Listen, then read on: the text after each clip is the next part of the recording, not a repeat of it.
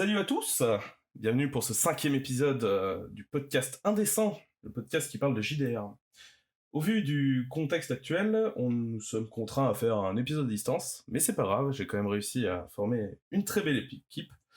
Par rapport à la dernière fois, on est un peu moins, mais il n'en sera que plus convivial. Et donc, pour ce 5e épisode, nous allons retrouver Fenris. Bonjour à tous.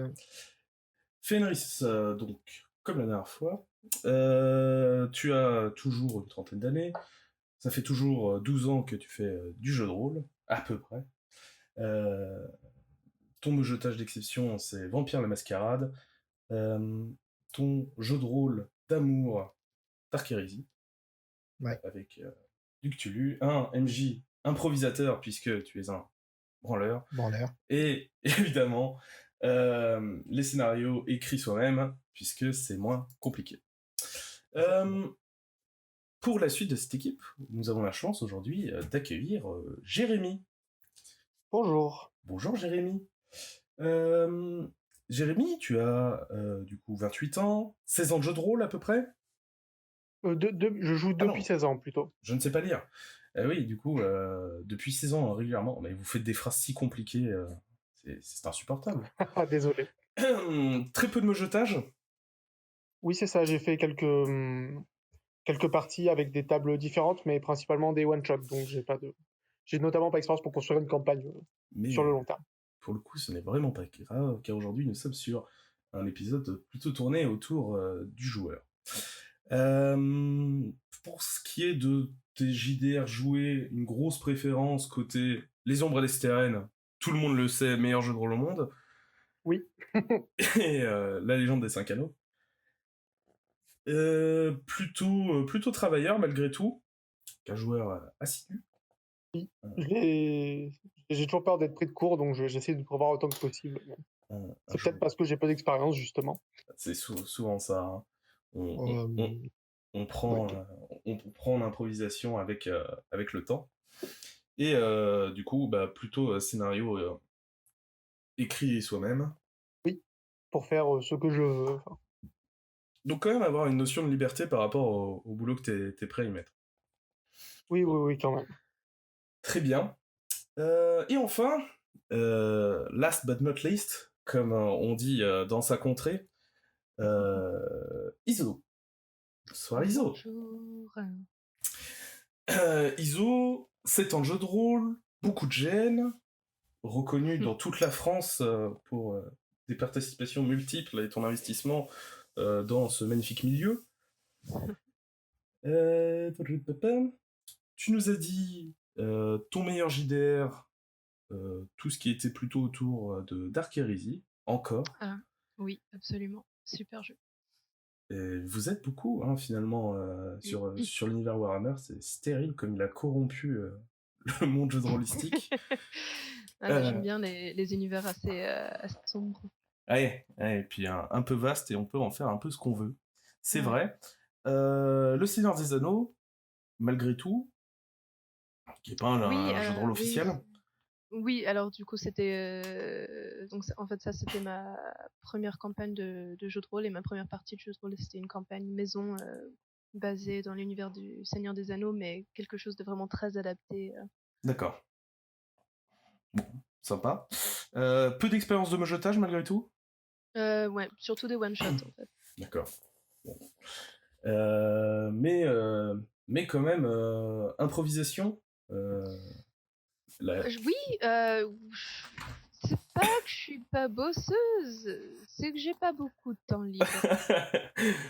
C'est terrible. Et par contre, écrire des scénarios, pareillement, bon, c'est plutôt lié au fait d'être du côté impro, hein, de ce côté-là. Ça laisse un peu plus libre. Ma foi, puisque nous sommes rassemblés ici en ce jour, nous allons donc pouvoir parler de notre premier sujet, le sujet du jour, qui a été sobrement intitulé une fois de plus par un nom très mauvais. Le MJ me veut-il du mal ? Pour épiloguer par rapport à ce titre, Simplement, c'est ce ressentiment souvent des joueurs débutants, mais parfois même de joueurs plus confirmés, euh, et en relation par rapport au podcast de la dernière fois, euh, sur le placement du MJ par rapport à ses joueurs, et est-ce que le MJ joue contre ses joueurs ou avec ses joueurs, ou dans une sorte de choses un peu entre les deux. Avez-vous des avis par rapport à tout ça, chers convives? Dites-moi tout. Personnellement, j'ai eu très peu d'expérience de MJ vraiment sadique ou de MJ qui me voulait du mal. J'ai toujours considéré que quand on participait à une table de jeu de rôle, que tout le monde était là pour jouer ensemble.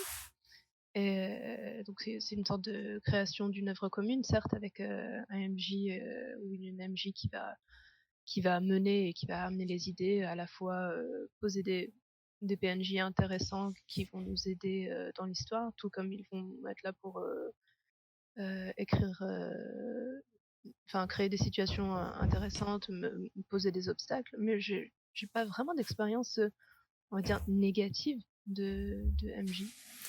T'as jamais eu le ressentiment que le MJ avait une préférence pour un joueur, ou qu'il y avait une réelle injustice qui était creusée en plein milieu d'une partie, due peut-être justement à... Alors moi je sais que j'ai vécu des parties où t'avais des problèmes personnels qui remontaient autour de la table. Ça c'était très chiant.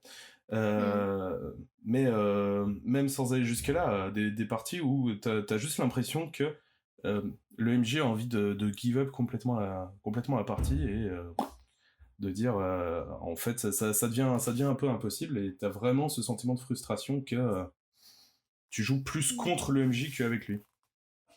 Peut-être que j'ai eu l'impression parfois qu'un MJ a pu favoriser tel personnage parce que dans la vraie vie, ils aimaient beaucoup cette personne, ou c'était leur partenaire dans la vie, ou ce genre de choses, mais pas au point que ça détruise complètement le jeu. Ouais. Donc, ça m'a pas posé de vrais problèmes, parce que je me dis avant tout que c'est un jeu. Les autres par rapport à ça? Ce cas-là, oui, il arrive fréquemment. Mais non, moi j'ai déjà joué avec des MJ qui prenaient plaisir à mettre les joueurs dans des côtés tels qu'on pouvait appeler ça du sadisme, Oui. pour le coup. Ils sont du coup créer des personnages, par exemple avec des grosses capacités à se rentrer dedans, mettre en face des monstres, des rencontres qui sont quasi impossibles. Ne serait-ce que le typique boss qui n'est pas tuable, ou le personnage important pour la campagne que les joueurs vont croiser et qui vont essayer d'éliminer, mais que le MJ a décidé qu'il survivrait dans tous les cas. Mhm. Et donc, à certains points, dans ce genre de cas, les joueurs se retrouvent un peu à jouer contre le MJ. C'est pas faux. D'un autre côté, et je prêche ma paroisse une fois de plus, car j'ai été désigné comme MJ sadique la dernière fois. Je parlais pas de toi en soi, mais oui. C'est en vrai. effet, c'est vrai que j'y ai pas pensé. Je comprends aussi, tu vois, dans ta construction de scénario, quand tes joueurs font un peu n'importe quoi, de dire que peut-être, en effet, t'as besoin de rentrer dans tes joueurs, t'as besoin de créer des situations où s'ils prennent ce chemin-là, ils vont perdre. Et tu leur fais ressentir cette notion de faiblesse qu'ils ont. Moi, je sais que c'est un gros problème que j'ai souvent sur mes tables, surtout parce que je joue des tables où en fait je suis plutôt un MJ gentil dans l'ensemble, qui tue relativement peu ses joueurs.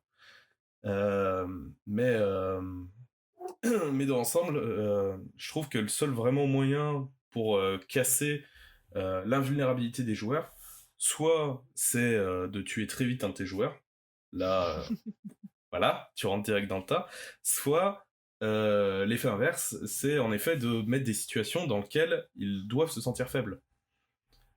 Et c'est entre autres pour ça que j'aime beaucoup Esteren, parce que de toute façon, de base, tu es faible.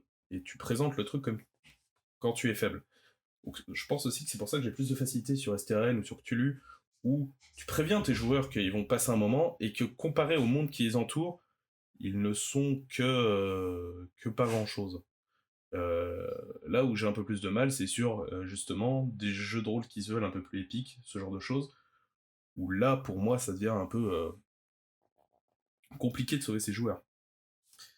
Mais pour autant, est-ce que si c'est pour le bien-être du scénario, c'est pas justifié? Jérémy, un avis peut-être? Oui, Peut-être je suis content que tu parles de ça justement, parce que de mon côté, j'ai pas eu de problème avec des MJ. Les MJ ont été plutôt bienveillants avec moi. Mais les quelques fois où j'ai pu personnellement être un peu frustré, ça a été des fois où la personne qui faisait le MJ tenait à son scénario et parfois allait un peu, disons, n'écoutait pas forcément ce que voulaient faire les joueurs ou les inspirations des personnages parce qu'il y avait la fin était plus ou moins décidée et ça pouvait donner l'impression que en fait tout était toujours à l'avance et que ça enlevait une partie des enjeux. Donc c'est pas vraiment du sadisme, mais c'était, enfin moi c'est un des moments où j'ai pu sentir que le MJ était ou la MJ était un peu contre moi. J'étais sur la partie ou pas du tout? J'ai pas l'impression Non, d'avoir eu un non, souvenir comme ça, mais vu qu'on a beaucoup joué ensemble, je me dis oui, que peut-être c'est juste non, moi qui l'ai c'est pas ressenti. des parties que nous avons fait en dehors de notre table, D'accord, avec d'autres personnes. d'accord. Euh, Bah ouais, après, bon, encore une fois, hein, surtout, bon, hein, on va rentrer sur un domaine qui devrait pas tellement être traité là, mais euh, à l'écriture du scénario, je sais pas tellement comment, entre autres Fenris, tu procèdes. La dernière fois, j'ai plus ou moins expliqué comment je construisais pour des scénarios courts. Sur des campagnes, souvent, par rapport à tout ce que je veux en faire, j'ai une idée de la fin de ce que je veux faire. Et après, je vais construire par rapport à la fin que je veux faire. Mais du coup, c'est vrai que par rapport à cette fin que je veux créer, bah, il faut que j'ai tout les décalages. Bon. À partir de là, c'est vrai que c'est compliqué, c'est compliqué de rester de rester sur les bonnes rails, mais bon, moi, c'est l'objectif.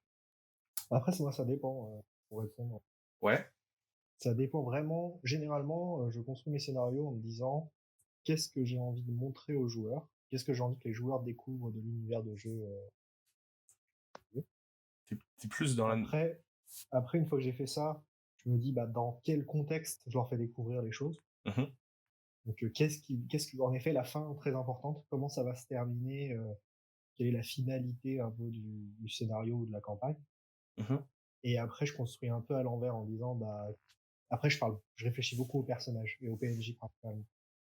En disant, qui sont les principaux instigateurs de la situation dans laquelle les joueurs sont plongés et à partir de là, je brode. Okay. Mais je suis un peu dans la méthode, La méthode guide. qui que quoi dont où, quoi, tu vois, c'est un peu ça. Ouais, tu construis dans Je le finis sens. généralement par les lieux et par tout ça. D'accord. Par Mais mettre du coup, une tu réserve. prévois jamais tes fins. En Si, avance. quand même, je prévois mes fins, mais elles sont quand même changeables. Enfin, je sais la situation dans laquelle les joueurs vont être mis, Ouais. et il y a quand même beaucoup de possibilités différentes. D'accord. Il y a Jérémy? la possibilité que les joueurs ignorent le truc. Ouais. Oui, alors du coup merci pour ce point de vue MJ que j'ai pas trop à ce niveau-là. Alors par rapport à ce que j'ai dit, je vais quand même nuancer. Je pense qu'il y a des jeux qui sont des jeux comme Cthulhu par exemple, les jeux que vous catégorisez comme des jeux où les personnages sont un peu moins puissants, Mhm. sont plus propices à des fins à, à- à- Préécrite. à des fins préécrites que des jeux par exemple comme Donjons et Dragons. Voilà. Ouais. Tu peux étayer? Clairement. Parce que Bah, tu veux dire que... pardon. Tu veux dire que dans l'idée, vu que tes joueurs sont plus faibles, ils ont moins d'impact sur le scénario global, du coup, ils peuvent moins décaler le scénario par rapport à ce que tu as préécrit. Là où en principe, il y vu que ça doit a être concentré typiquement sur du Medfan, là où tes joueurs doivent être au centre de l'histoire, ils doivent réellement avoir un impact et du coup la fin peut pas être écrite avant.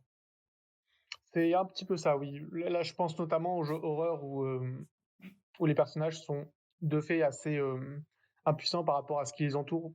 Mhm. Où là, je vois beaucoup moins de problèmes à ce que disons que le scénario soit beaucoup plus préécrit. Et enfin, je dis pas que les joueurs ne doivent avoir aucun impact, mais que, enfin, moi en tout cas en tant que joueur, ça me choque moins quand dans ces cas-là, je suis limité par rapport à ce que je peux faire.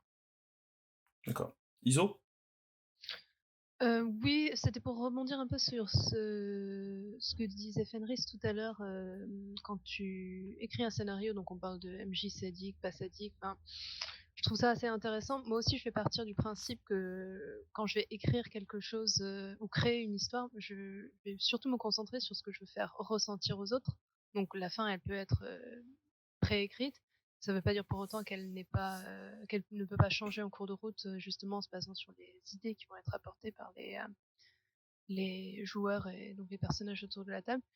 Mais du coup, aussi par rapport à ce que toi tu disais tout à l'heure, enfin il y a plus longtemps, sur les MJ sadiques, quand tu vas essayer de mettre en place un monde qui va être où il y a des vraies conséquences. Donc, est-ce que c'est vraiment sadique de montrer que si tu fais de la merde, tu vas crever, quoi. Enfin, je trouve pas ça si sadique que ça, finalement. Ouais. C'est juste qu'il faut montrer qu'il y a des vraies conséquences et s'il faut tuer un joueur au début, Donc c'est parce sadique qu'il fait si tous les n'importe scénarios se quoi. passent comme ça, quelle Oui, que soit voilà. l'issue, quoi. C'est-à-dire que le joueur joue bien ou mal, de toute façon, s'il se fait casser la gueule sans qu'il ait rien pu faire, en effet. Ouais, pour moi, la notion de conséquence est quand même capitale, de se dire, tu peux pas te permettre de faire n'importe quoi sur ma table parce que, voilà, tu risques d'être puni derrière. Si les joueurs commencent à faire n'importe quoi, le jeu de rôle ressemble plus à rien, ou alors, dans ce cas-là, c'est des jeux de rôle qui sont plus adaptés pour, type Nullbug, type, voilà, même ISMV ou Sion, tu vois, des choses où t'es vachement plus libre, où tu peux vraiment faire des choses qui sont à la limite du déraisonnable, même si Sion peut avoir un côté très sombre. Dans l'idée, voilà, je trouve que si tu veux vraiment, dans un sens, instaurer une ambiance qui soit un peu pesante, qui soit un peu importante pour tes joueurs, c'est important de justement recadrer comme ça, et malheureusement, t'as certains joueurs qui prennent ça comme de l'acharnement, soit de MJ envers les joueurs, soit même de personne envers personne, et là, c'est le pire. Jérém? Alors, je voulais rebondir sur ce que vient de dire Iso, dans le sens où je pense pas non plus que ce soit être sadique que de bousculer ses joueurs, même si des fois ça peut aller un petit peu loin. Mais je pense que le sadisme, moi, je le verrais plus dans des choses que je n'ai pas vécu personnellement, mais dont j'ai entendu parler directement ou indirectement, de MJ qui, parce qu'ils sont MJ et qu'ils maîtrisent la partie, considéraient que, disons que que parce qu'ils étaient MJ, ils avaient toujours raison. Les choses un petit peu du genre ta gueule c'est magique, ou alors tiens tel personnage parce que tu m'embêtes, une arbarre te tombe dessus. Donc ce sont pas les choses que j'ai vécues, mais ce sont les choses que j'ai entendues, et je trouve que ça, pour le coup, ça peut être un peu du sadisme, même si je suis pas contre le fait que le MJ décide à la fin. Iso, un avis? Après, enfin, je suis assez d'accord avec toi, Jérémy, mais je pense que des fois, tu peux avoir des joueurs qui sont juste chiants.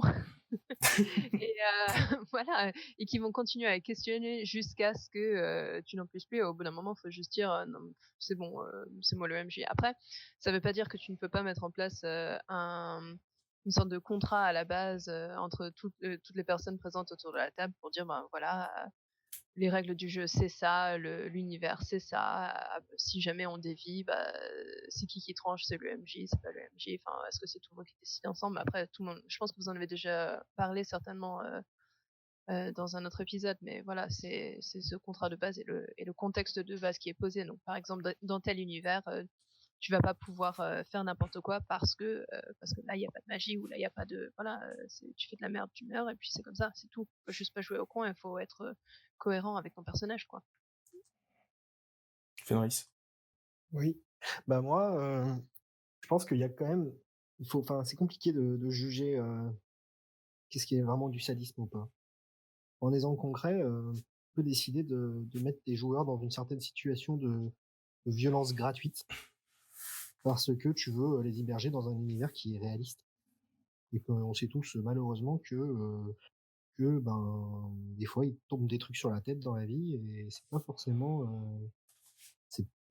prévu, quoi. C'est un peu la C'est bonne période pour dire ça, en effet. le coup du arriver au mauvais moment, au mauvais endroit, quoi. Et ça peut s'exprimer et donc tu pourras définir que le MJ est sadique ou alors juste que le MJ il veut il veut mettre en place un parallélisme. Un Alors, exemple concret du personnage qui se balade dans la rue et qui décide de rejoindre les autres personnages au milieu de la nuit et voilà, là-dessus, je suis d'accord avec toi. tabasser, blablabla. Là-dessus, clairement, je suis d'accord avec toi sur l'idée où, en effet, si tu veux donner du réalisme, mais à ton univers, tu peux te permettre à donner des scènes qui sont violentes. Mais pour autant, pour moi, c'est pas du sadisme. C'est juste que tu montres de la violence à tes joueurs.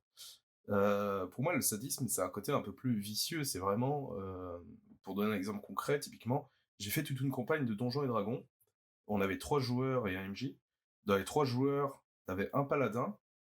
Il jouait tout seul, en fait. Parce que très clairement, c'est lui qui rentrait tous les dégâts, c'est lui qui était spécialisé au combat contre le type de créature qu'on menait, c'est lui qui avait les objets magiques qui étaient amenés vers lui. Et en fait, à côté de moi, il y avait Seb de la dernière fois. Vraiment, on était là tous les deux et on était en mode, mais en fait, on est juste là pour lui servir de faire valoir. Et de ce côté-là, moi j'ai trouvé ça beaucoup plus sadique dans ce sens-là parce que c'est le MJ qui avait une accointance avec avec un autre joueur et qui du coup faisait plus le scénario pour lui que pour l'ensemble de la table. Euh, du coup, ouais, c'est vrai qu'il y avait un côté très frustrant là-dedans. Vous Et avez parlé avec lui? à l'époque, on parlait peu. On théorisait très très peu le jeu de rôle à l'époque. D'accord. Mais typiquement, moi, j'avais un magicien initialement. Et très vite, mon magicien s'est retransformé en barde pour que je puisse servir simplement de buffer pour le paladin. Et ça a été une catastrophe. Et, Ouais. et du coup, quand il a fallu reprendre les campagnes après, j'ai fait non, tu me donnes un archer unique, un truc où je l'aide pas, je suis là pour faire des dégâts dans mon coin, et je suis en dehors de tout ça. ISO. Là, ce que tu décris, pour moi, c'est pas exactement un MJ sadique, mais plutôt un mauvais MJ, dans la mesure où il va pas prendre. On dirait que ce MJ n'a pas pris en compte l'entièreté de sa table, et l'idée de base, c'est quand même de faire un jeu en groupe et non pas juste une campagne pour un personnage avec deux PNJ joués par des joueurs à côté et qu'ils ont juste là en faire valoir juste pour essayer de faire avancer l'histoire d'un seul personnage. Ça, c'est pas très intéressant. Pour moi, c'est pas sadique, c'est juste mauvais, ça. Ouais. Encore une Après, fois, sans contexte, sans avoir été sur place, mais oui, non, mais je comprends. Je comprends. Et en effet, avec le recul, il y a plus du mauvais que du sadique, mais il y a quand même ce côté où tu te dis, putain, mais en fait, le MJ, il veut pas que je passe un bon moment, quoi. Le MJ veut pas que je joue vraiment. Pour donner un autre exemple, j'ai eu dans ma carrière cthullienne un personnage incroyable qui était, euh, qui était en fait un antagoniste qu'ils avaient déjà affronté dans un de leurs précédents scénarios. Donc ils savaient que j'étais une raclure. Et en fait, ça l'arrangeait très très bien pour faire un bout de sa campagne qui lui allait très bien dans son esprit. Il savait où est-ce qu'il allait avec. Et vraiment, j'ai passé 2 scénarios hyper kiffants parce que j'avais une importance capitale. Par contre, quand il a fallu jouer après, eh ben, il s'est vite rendu compte que mon personnage était un peu chiant à placer. Et du coup, troisième scénario, il a fait une sorte de Deus Ex Machina à l'envers pour m'exécuter sur une raison de merde. Comme ça, mon personnage disparaissait. Et c'est vrai qu'à ce moment-là, j'étais en mode pourquoi je viens jouer, quoi? C'est terrible. ISO. Mm. Bon, ça, pour ce genre de choses, mais après, on en parle tous après coup, après des années ou plusieurs mois au moins d'expérience en JDR, mais les problèmes comme ça se règlent souvent par la communication et c'est ce qui nous manque souvent au début quand on débute parce qu'on nous présente pas le jeu de rôle comme un loisir où on peut justement négocier ce genre de choses ou enfin parler des attentes de chaque participant. Donc ça, typiquement, c'est quelque chose qui aurait peut-être pu être négocié, mais qui finalement n'a pas pu se faire à cette époque-là, alors que maintenant, certainement que tu aurais une manière différente d'aborder les choses, ou au moins d'en parler, ou quand tu commencerais à sentir que les choses se passent mal. Ouais, après, on débute tous au bout d'un moment. Hein. C'est ça, voir à créer des personnages qui sont plus en adéquation avec la campagne en cours. Ça, c'est aussi le rôle du MJ, de dire bon bah voilà, ton concept de personnage là il va fonctionner, par contre va falloir changer telle partie parce que sinon ça va pas vraiment matcher. Voilà, ça Mm, c'est important aussi pour que ça plaise à tout le monde justement. mm, Jeanne. Oui, alors je vais revenir un petit peu sur ce que tu as dit, Aka.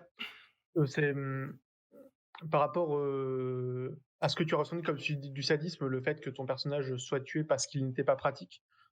C'est en y réfléchissant un peu, c'est une des choses que je vois comme que je pourrais dire comme du sadisme de MJ, c'est le fait de punir ses joueurs. Donc pas de manière mesurée dans le sens où la personne fait une erreur, on l'a puni par rapport à son erreur, mais de manière disproportionnée, soit dans ton cas parce que c'était pratique, ou dans d'autres cas que j'ai vus pour asseoir son autorité en tant que MJ, parce que le MJ ne veut pas être remis en question ou dérangé par ses joueurs. Le MJ peut punir et faire en sorte que ça se voit de manière disproportionnée les joueurs qui l'embêtent pour pouvoir être tranquille. Je sais pas ce que vous en pensez. Dans quel sens tu peux donne des exemples, balance des noms. Alors, un exemple, ce serait par exemple que je n'ai pas que j'ai entendu sans le vivre personnellement, mais les MJ qui un joueur discutait avec lui sur un point de vue de règle, le remettant en question sur un point de vue de règle. Donc le joueur a fait tomber une armoire. Le MJ a fait tomber une armoire sur le personnage du joueur qui l'embêtait. Donc sachant que c'était un univers, je crois que c'était Donjons et Dragons, enfin un univers où les armoires ne tombent pas sur les gens, enfin c'était pas logique. Non mais c'est quand même bon de le préciser, c'était pas logique dans le cadre de l'univers. Et le joueur a été soit tué, soit gravement blessé. Enfin, donc pour rien en final tout ça parce que c'est finalement il a pas puni le personnage, il a puni le joueur et pour moi c'est une distinction qui est assez importante. Iso. Moi, ça me fait penser à quelque chose, je disais tout à l'heure en début de session. Ah non, moi les MJ c'est que je connais pas, mais en fait si. Il y a quelques années maintenant, je me souviens, j'avais pas pu aller à 2 sessions à la suite d'une sorte de mini campagne. On jouait à Ryutama. Vous savez le jeu, un jeu japonisant, un peu medfan, cutie kawaii, mais pas que. D'accord. Et j'avais pas pu y aller, je crois, pour des raisons de je sais même pas. Des raisons que t'es jamais dispo. Voilà. Non, peut-être. Mais je crois que c'était pour des raisons tout à fait valables, peut-être une séparation ou quelque chose comme ça, tu vois. Donc j'étais pas allée à 2 sessions à la suite, et quand je suis revenue, et j'avais bien expliqué pourquoi je venais pas, quand je suis revenue à la 3e session, et ben là le MJ il a dit bon bah voilà, ton personnage il a perdu tel instrument de musique magique qu'il avait, il a été séparé du groupe, il a été envoyé dans tel truc, et en plus de ça qu'il s'était pris plein de blessures, alors que c'était pas du tout justifié, que le personnage n'avait rien fait pour, j'avais pas effectué d'action dans ce sens ou quoi que ce soit. Et là par contre c'était vraiment juste une action, enfin un choix très injuste de la part du MJ, et pas juste parce que j'étais pas là et du coup il trouvait que c'était plus simple. J'ai vraiment ressenti cette injustice en mode ben t'es pas là, ben tant pis, voilà, tu peux pas participer à la campagne quoi. Et c'était vraiment pour me punir moi la joueuse de n'avoir pas participé aux 2 précédentes sessions. Ouais. Donc ça c'était pas cool. Ouais. Pour le coup, c'est vraiment pas cool. Mais Oui. ouais. Oui. J'ai eu une période comme ça, donc je vais rien dire. C'était pas avec toi. Non. Non, j'ai une période où je demandais beaucoup d'investissement de mes joueurs et je punissais les joueurs qui s'investissaient pas. Bon, avec le recul, c'était pas forcément la bonne idée parce que finalement, vaut mieux récompenser que punir, mais mais bon, c'est pas toujours évident. Puis après, pareil, vous avez jamais eu, enfin, je sais pas, moi c'est un ressenti que j'ai beaucoup, mais je joue aussi sur des tables où on est nombreux. Mais ce ressenti, on en parlait la dernière fois, du joueur privilégié. Moi, je ne cache pas du tout le fait que j'ai des joueurs qui sont privilégiés par rapport à d'autres, mais où ça atteint un tel niveau que ça efface d'autres joueurs presque. Et que du coup, il y a ce décalage qui se crée entre un joueur et le MJ. Iso. Même quand tu dis joueur privilégié, ça veut dire quoi pour toi? C'est un joueur qui va avoir des idées, qui va bien rebondir par rapport à ce que toi tu proposes et du coup qui va s'accrocher au jeu ou autre chose? Non, du tout. Pour moi, c'est plus dans le sens, tout le monde est, tout le monde est dans le même mood, et d'un coup, il y en a un, on sait pas pourquoi, il va être récompensé. Et du coup, il va être plus fort que les autres. Et ça, il crée un réel décalage, voire même, il a tellement un bonus plus fort que ça en efface un autre joueur, type, je sais pas, mais imagine dans ton groupe, t'as un éclaireur, et que d'un coup, t'es très pote avec le combattant, et en tant que MJ, tu dis, bah au combattant, je vais lui donner un truc qui permet que euh, il a un objet qui peut voir tout danger à 6 km à la ronde. Et du coup, ton éclaireur, il sert plus à rien, en fait. Bon, voilà, très très mauvais exemple, hein, oula. En effet. Ça m'a pas l'air très cool du tout. Alors Surtout en qu'on fait, sait tous que ça les éclaireurs, ça sert à prendre les flèches avec sa tête. Ah, ça sert à mourir, un éclaireur. non mais je pense que c'est pas grave si au fur et à mesure tu équilibres avec les autres, mais si c'est juste un personnage qui va être avantagé par rapport aux autres tout le temps, en effet, ça va ça va pas être très intéressant pour l'histoire. Ouais. Sinon, ça va recréer la situation que tu as décrite tout à l'heure où c'était le paladin super badass qui prend tout et les deux personnes à côté qui font pas grand chose. Ouais. Jeanne? Oui, alors tu parlais de joueurs effacés par d'autres. Oui. Et c'est vrai que justement, je l'ai vu, notamment dans les tables où il y avait beaucoup de monde, des fois où il y avait des personnes qui, soit parce que, alors là, c'est plus la dynamique de groupe, mais soit n'étaient pas souvent d'accord avec les autres, du coup, étant tendance à s'isoler et jouer à moins intervenir, soit avaient moins d'enjeux, eux, par rapport à la personnage, par rapport au scénario. Et où ça, pour le coup, c'est pas toujours de la faute du MJ, des fois, c'est juste organique, c'est juste par rapport aux joueurs, mais je pense qu'il y a des fois où le MJ pourrait essayer d'équilibrer les choses et ne le fait pas forcément. Je pense que c'est quelque chose à prendre en compte aussi. Mhm. C'est pas faux, Fenris? Moi, je pense que c'est... Ouais, je pense que très souvent, c'est un ressenti, que il y a pas mal de MJ qui fonctionnent en récompensant l'investissement.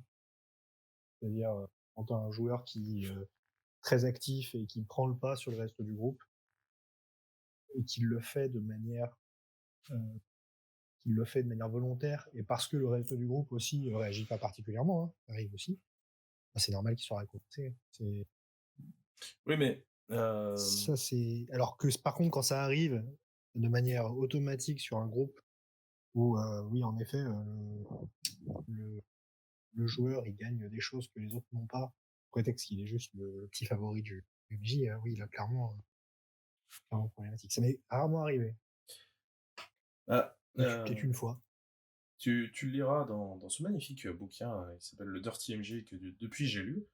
Dernier chapitre où il parle de ça, qui est qu'en fait, si tu ne fais que récompenser tes joueurs investis, tu effaces tes joueurs qui ont du mal à prendre de la présence, mais qui sont pas investis dans la partie. C'est juste que ils sont moins à l'aise avec le fait d'être d'incarner des personnages, alors que t'as des gens qui sont très extravertis et qui ont du coup beaucoup de facilité à prendre des décisions, à emmener des idées, à faire du roleplay très poussé. Et du coup, tu effaces des joueurs qui, c'est pas qu'ils sont pas investis dans la partie, c'est juste que naturellement ils ont plus de mal. Non, je suis d'accord, hein. Je dis pas que c'est bien, hein. Je dis juste que c'est naturel. Ça me paraît pas déconnant que ça arrive. Moi, j'en suis arrivé au terme plutôt inverse, qui dit que plus un joueur est bon, plus je le punis. Moi, j'ai vu. Alors attends, plus un joueur est bon, plus tu le punis. Ouais. C'est-à-dire. Bah, pour moi, plus un joueur est très extraverti, très à l'aise avec son personnage, très à l'aise avec l'univers, et très à l'aise avec sa capacité de pouvoir avoir du répondant, avoir des nouvelles idées, plus je le punis personnellement. Du coup, le scénario se recentre plus par rapport à lui, tu vois. Mais en comparaison, je me dis, il est plus à l'aise avec l'univers, il est plus à l'aise, il a plus d'idées, il va potentiellement pouvoir s'en sortir parce qu'il est plus à l'aise.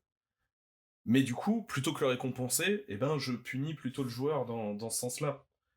Typiquement, on peut en parler, hein, autour de notre table régulière, on a Olivier qui est un joueur très très très extraverti, qui peut des grosses capacités, il a 15 ans de théâtre derrière lui, hyper agréable de jouer avec lui, t'as toujours du très très bon roleplay, et en plus c'est quelqu'un d'assez créatif, donc il a beaucoup d'idées, c'est très agréable, mais pour autant, pour moi, faut justement, avec ce genre de joueurs, je me dois de les punir si je veux utiliser leur plein potentiel.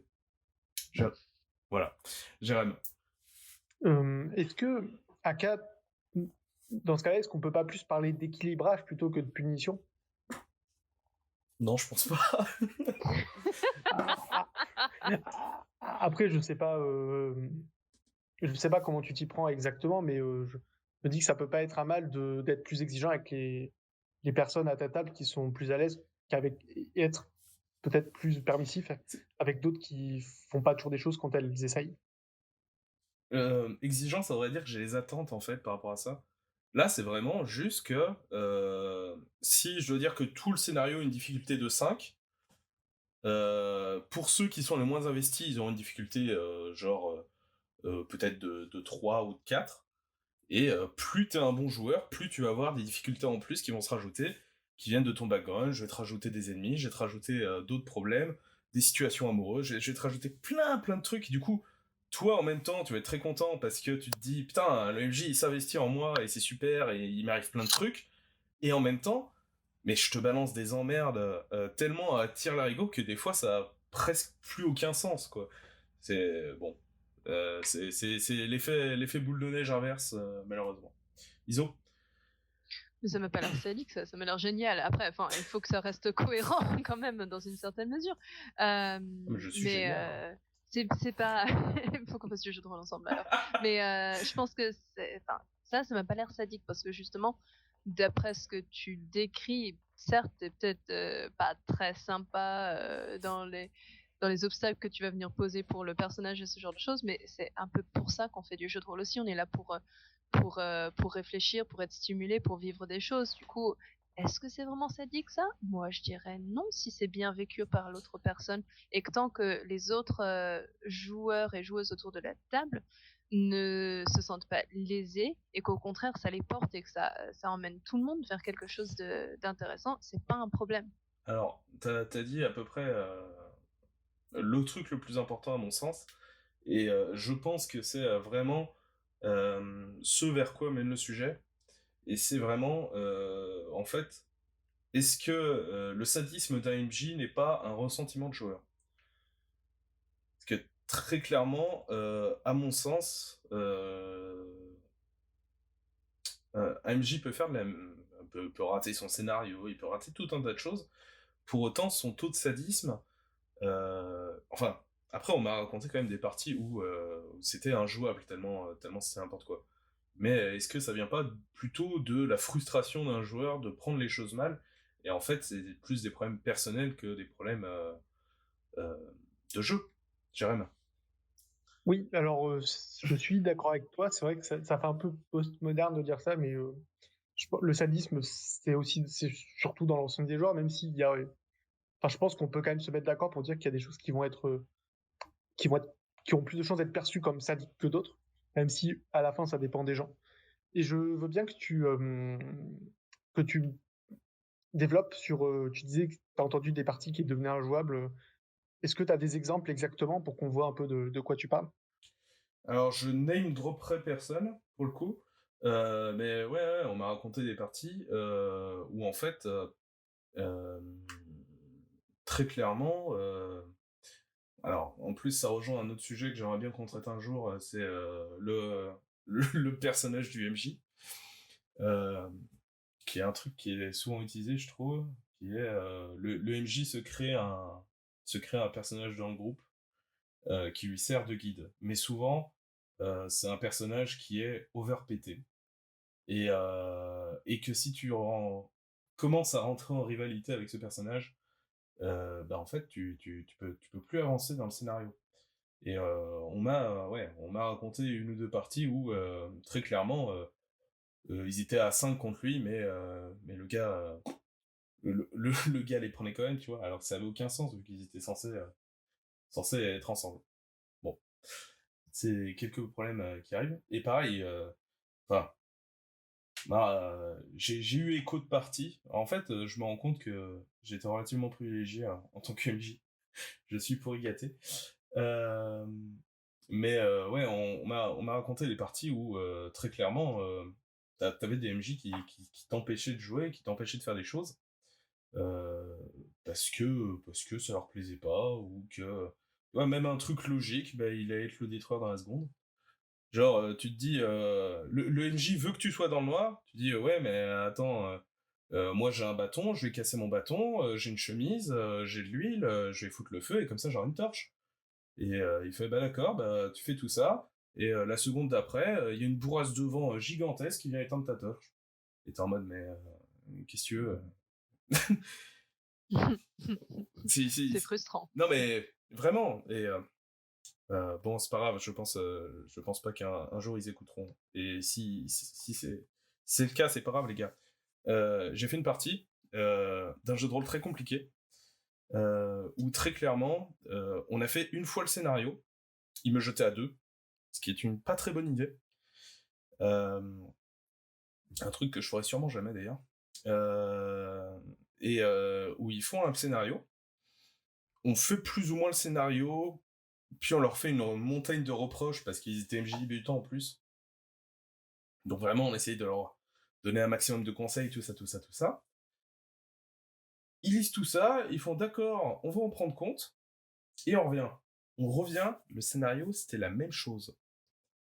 Et la même en pire, parce qu'on avait encore moins de possibilités de jeu. C'est vraiment, on savait ce qui allait se passer, parce que du coup, on avait fait un rollback dans le temps.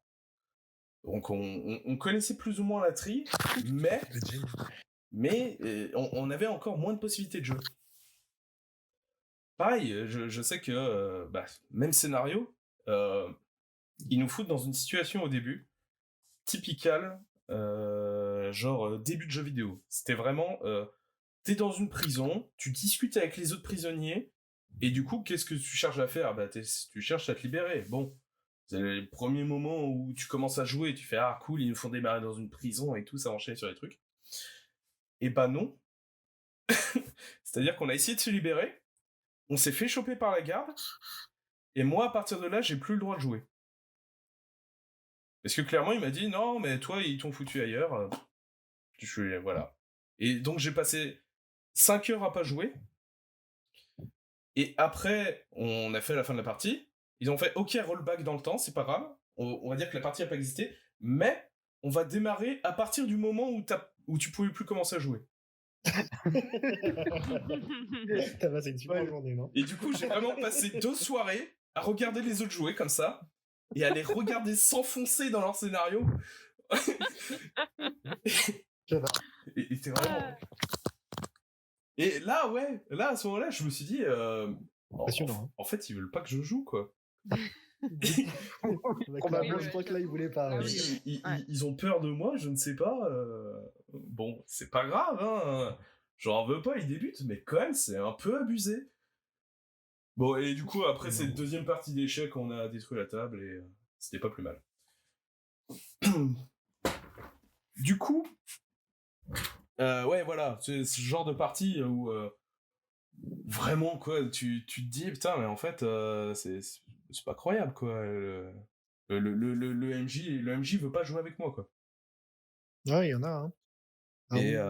Et apparemment, y en a des ça existe. Et ça existe, je sais que sur pas mal de forums où t'as des témoignages où t'as des gens qui te racontent des parties où tu te dis, mais c'est pas possible, vous avez pas compris l'intérêt du jeu de rôle, en fait. Iso. Je pense que tu vas avoir dans le monde du jeu de rôle comme dans la vie de tous les jours des personnes qui vont bien fonctionner ensemble. Donc tu te fais des amis, tu vas avoir des loisirs en commun, des passions communes. Donc c'est bon, vous allez partager ça. Bah, dans le jeu de rôle, c'est pareil. Sauf que dans le jeu de rôle, tu vas avoir des MJ sadiques et des joueurs maso. Du coup, c'est comme ça que ça fonctionne bien. Donc faut juste trouver ton style de MJ. Donc il y en a qui vont préférer à jouer avec des MJ qui vont vouloir te compliquer les vies parce que justement tu as du répondant, mais du coup ça fonctionne bien. Il y en a d'autres qui vont préférer quelque chose d'un peu plus calme où ils vont pas avoir autant de répondants de la part de la table parce qu'ils vont vouloir emmener toute une histoire où il n'y a pas trop de vagues. Je pense qu'il y a de ça aussi. Il faut aussi trouver le style de jeu qui va correspondre. Ouais, après, je sais pas. J'ai la chance d'avoir fait pas mal de jeux de rôle en tant que joueur et en tant que MJ, et avec pas mal de gens différents surtout. Et en fait, je me rends surtout compte que moi, j'ai jamais eu un joueur qui est venu au bout d'un moment vers moi et me dire voilà, j'aime pas tes parties et je voudrais arrêter de faire les jeux de rôle. Et je me dis, est-ce que c'est parce que je joue qu'avec des gens en qui j'ai confiance? Est-ce que ça vient de moi et du coup je suis un MJ exceptionnel? Oui, Ou ça, est-ce que c'est juste que les gens ont peur de moi et que du coup voilà. Du coup, finalement, parce que même avec des gens que je connaissais très peu, j'ai jamais eu de problème. Alors, est-ce que je suis biocompatible à tout le monde? Je suis C'est ça, hein. le fameux type O. Fenris. Moi, je voulais juste rebondir sur ce qu'avait dit Iso. Je pense qu'on peut même aller plus loin. Je pense que l'inverse du MJ sadique, c'est-à-dire le MJ qui a aucune particulière attente, qui chill sur sa table avec ses joueurs, entre guillemets, quoi. Ça peut être hyper désagréable aussi, quoi. Ouais. Notamment pour les joueurs qui ont des attentes de challenge ou des choses comme ça. Ouais, En fait, faut pas confondre, je pense, sadisme et MJ qui challenge ses joueurs. Par exemple, Aka, je joue un peu, enfin, depuis quelques mois avec lui. Il y a beaucoup de gens qui disent que c'est un MJ sadique. Je pense que c'est pas un MJ sadique. Quelqu'un qui veut vraiment, tu veux vraiment mettre du challenge sur tes parties et tu veux que les joueurs ils aient comment dire, ils puissent perdre. Sinon, c'est pas drôle, quoi. Moi, mon vrai kiff, je le dis, hein, mon objectif ultime, c'est ce moment aux soirées où les gens sont en train d'écrire leur partie à des gens qui en ont rien à foutre. Mais vraiment. Et on le fait tous, donc c'est terrible. Ce moment où tu racontes, mais avec une telle passion ce qui se passe, et le mec d'à côté n'aura rien à taper, et que les gens sont en train de raconter une de mes parties, ça, c'est un pied ultime. Parce que je me dis, les gens, ils ont vécu un tel moment autour de la table, une telle sensation, qu'ils ont envie d'en reparler, de faire découvrir ça à d'autres, d'exprimer ce qu'ils ont vécu à des gens qui en ont rien à péter, quoi. Et ils se rendent pas compte, tellement ils sont investis à ce moment-là dans leur histoire, ils se rendent pas compte que le mec, il est en mode « Ah ouais, bah c'est super ». On le fait tous, ça, en plus. Mais oui, bien sûr qu'on fait tous. C'est vrai. Et ce besoin qu'on a de raconter nos belles expériences, bon, c'est aussi pour ça qu'on fait ce podcast, hein. C'est vrai qu'on remémore beaucoup d'expériences de jeu, mais en vrai, ouais, le nombre de fois où ça arrive en soirée, voilà.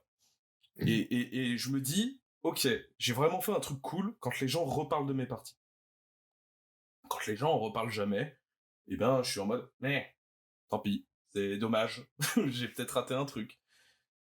Mais bon, voilà, ça c'est mon objectif personnel. Est-ce que ça fait C'est pour la fame, c'est ça? Bien sûr, évidemment, et pour l'argent. D'ailleurs, n'oubliez pas Esteren, hein, Les Ombres d'Esteren, très très bon jeu de rôle. Achetez-le. Hein. Cela étant, non, mais sans déconner, c'est juste que, voilà, pour moi, on a la chance, comme tu peux raconter un moment de jeu, un moment de jeu vidéo, un moment de jeu de société, ou un moment dans un film ou un bouquin que tu as lu, pour moi, le jeu de rôle se doit d'être un média à part, presque. C'est un peu compliqué, ça aussi. Je pense un jour on fera un sujet, mais ouais. Et du coup, à partir de là, l'expérience que tu ressens à ce moment-là, elle est quelque peu unique et merde, je trouve pas mes mots. Et stimulante. Voilà. Du coup, pour autant, est-ce que vous pensez, on va déformer le sujet, l'instant magie. Est-ce que vous pensez que il faut une dose de sadisme pour être MJ? Ah ah, Hmm. sujet plus compliqué d'un coup. Alors, si par sadisme tu entends mettre les personnages en difficulté pour que les joueurs et joueuses se sentent plus stimulés, alors je dirais personnellement pour moi, oui, parce que j'aime bien être stimulée à table et j'aime bien quand c'est intense, quand c'est dramatique, quand il se passe des choses et quand, par exemple, à la fois la situation, mais aussi l'historique de mon personnage a été pris en compte aussi. Mhm. Et ça c'est bien. Ça me montre, pour moi, que le MJ a bien pris en compte, a bien compris qui était ton personnage, que toi tu essayais de jouer et qui te donne des opportunités en fait de mettre en avant certains aspects de ta personnalité, de jouer, de mettre en scène certaines choses. Donc oui, il faut être un peu sadique, si c'est ça que tu veux dire par sadique. Ouais, mais ouais. En fait,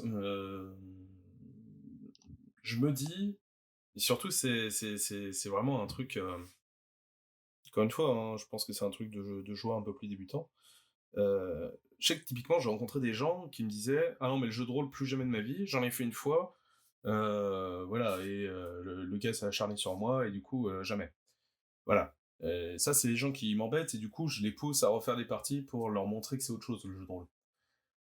Euh, faudrait que. Je connais une personne qui a vécu ça, faudrait que j'invite un de ces quatre. De toute façon, faut pas Euh, se baser sur une seule expérience. ouais, après, tu vois, un peu, je te dis, viens, je te présente ce jeu de société, il est super. Et on fait une partie, et tu te fais défoncer. Genre, on fait une partie de loup-garou, tu vas voir, le jeu, il est trop bien. Et genre, premier tour de la première nuit, tu te fais buter. Bon, bah, il y a quand même moyen que tu te dises, mais il n'y a pas de jeu, c'est nul. Euh, et du coup, bon, c'est un peu la tristesse. Jérém. Oui, alors je suis assez d'accord avec ce que tu dis, dans le sens où c'est bien de bousculer, les personnes à sa table, ses joueurs et cetera. Mais que et notamment pour les débutants, mais pas que, il y a des personnes qui veulent pas être trop bousculées et je pense que c'est pas grave et que, bah donc là, comme, Iso disait, c'est la communication, c'est important et je pense qu'il faut voir avec les joueurs aussi. Pas forcément leur demander directement, mais essayer de tâter le terrain pour voir jusqu'où on peut aller et essayer de pas, outrepasser ses limites en tant que MJ. Mm. Mm. Ah, Ouais, je suis d'accord. carrément, carrément, carrément. Je crois que c'est un peu le cœur du sujet. En effet, vas-y. Je suis d'accord avec toi, mais en même temps, comment dire? Je suis un peu plus tranché sur le sujet, une fois que c'est moi.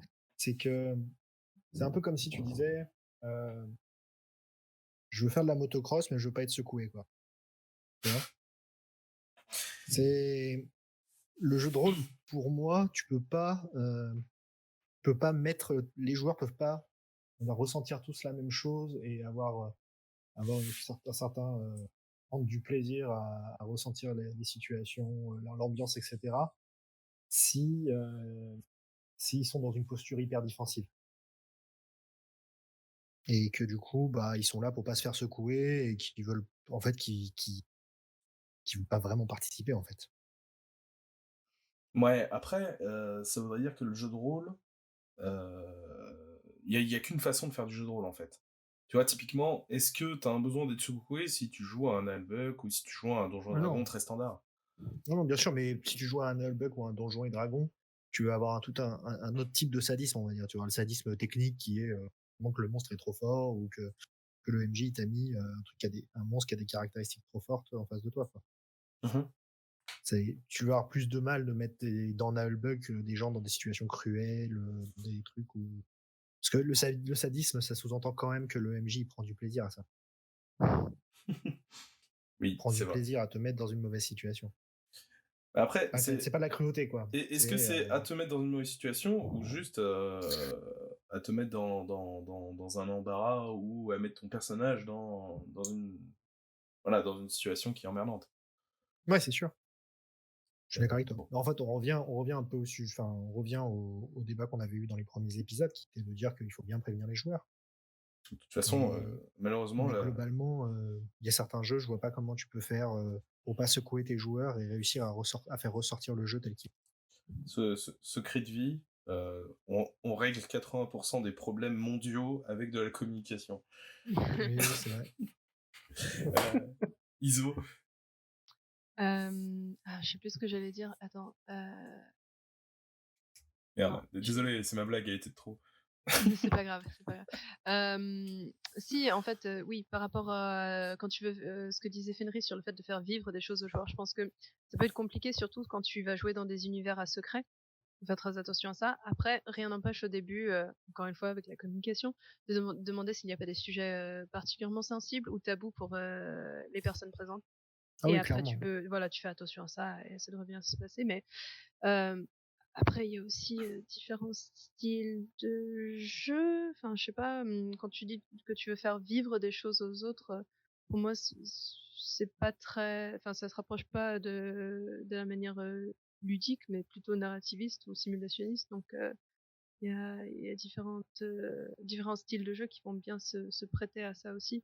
C'est ça que tu veux dire quand tu parles de faire vivre des choses aux autres, de faire découvrir? Clairement, mais de toute façon, moi je suis un MJ plutôt narrativiste et je conçois pas le jeu de rôle comme étant particulièrement un jeu au même titre que le jeu de société ou le jeu vidéo. Oui, Pour tu as moi, entièrement le jeu de raison. rôle, Oups. ça m'implique. Oui, je sais que tu es d'accord avec moi, mais je suis GNiste aussi un peu, Bah oui. et je recherche dans le GN comme dans le jeu de rôle la même chose, c'est-à-dire ressentir des sentiments. Des choses qui me bouleversent, qui me font du bien, qui me font plaisir, du bonheur. Enfin, t'es pas obligé que des sentiments négatifs, hein. Tu peux ressentir pour moi, des tonnes de sentiments hyper positifs Oui, tout en à jeu de fait. rôle. Et pour moi, le jeu de rôle a c'est ce qui fait que le jeu de rôle est différent du jeu de société. Et pour Pour moi, ce moi, qui fait que le jeu de rôle est quand même intéressant de ce point de vue-là aussi, c'est que c'est quand même une manière assez sécurisée en fait d'explorer tout un tas d'émotions, situations que tu n'aurais pas l'occasion ou le loisir de faire dans la vie de tous les jours, mais dans un contexte un peu plus safe en fait, généralement avec des personnes que tu apprécies ou alors généralement dans une ambiance plutôt bienveillante parce que la communauté de rôlistes de manière générale est plutôt ouverte d'esprit dans mon expérience personnelle. Merci à tous d'avoir écouté cet épisode. Vous pouvez nous retrouver chaque semaine sur YouTube, SoundCloud, Deezer et Spotify. N'hésitez pas à nous suivre et à la semaine prochaine.